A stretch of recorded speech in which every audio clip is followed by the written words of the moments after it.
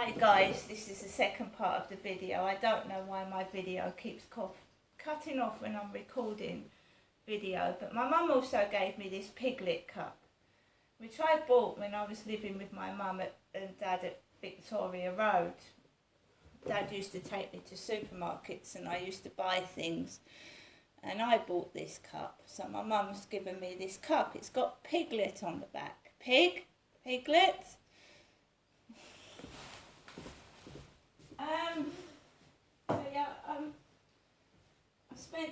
I've spent most of the day around my mum Jennifer's, who lives at Durrell Gardens. I'm Janestra, I'm Crystal, and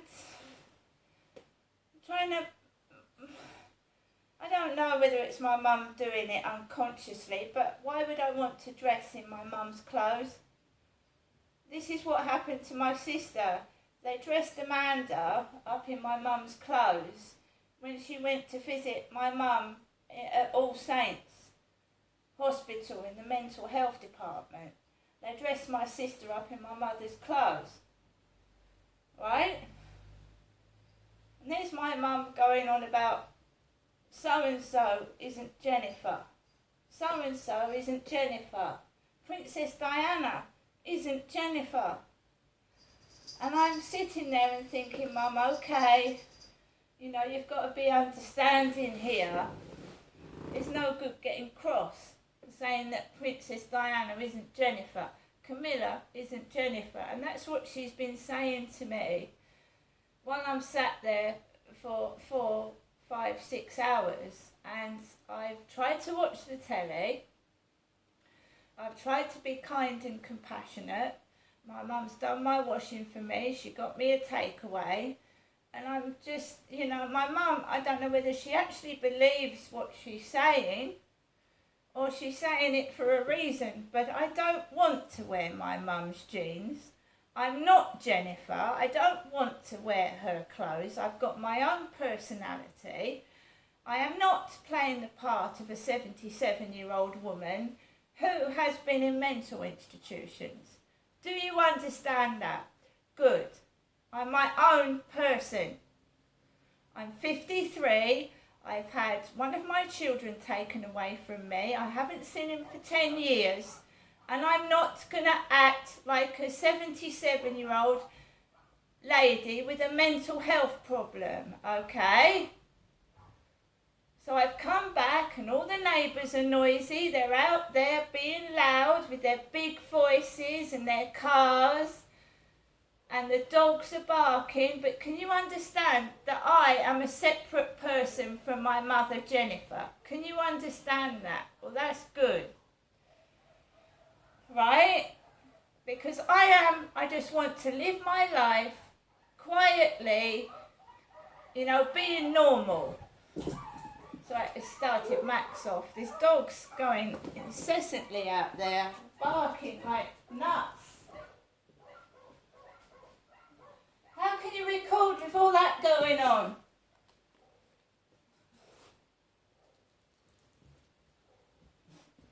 So Barry next door, like moaning about Max, he wants to live here. Dogs irritate you every day, you can't get away from it. Oh my God. Right guys, so I've got to take Max out for a walk later on, you know, when people have calmed down, maybe when it's a bit darker, like it was yesterday when I took Max out for a walk and nearly got run over with two bicycles with their headlights full on, their lamps.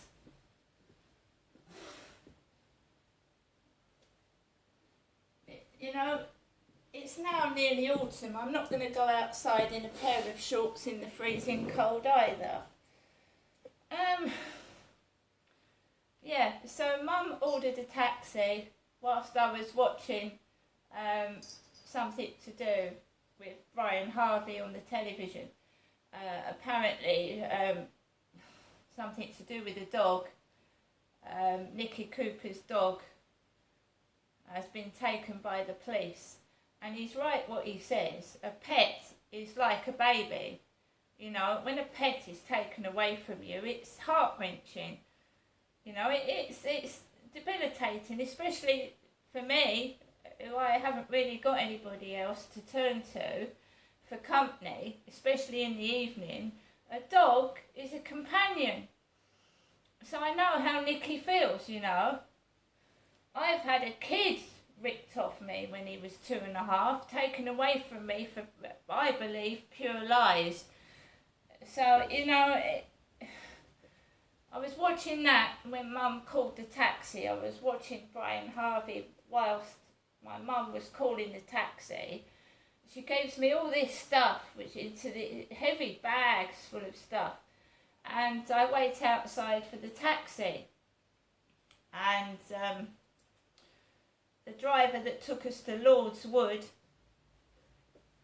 picked me, Genestra, Crystal up, not Jennifer, and took me home to Corey's Road, Rochester. So he was polite, he had music on the radio, so that calmed me down. There was music playing, and I didn't look outside at the people going down the road, because to me they're just extras with funny clothes on doing stupid stuff. So I was concentrating on, you know, looking after Max, who gets a bit anxious in cars.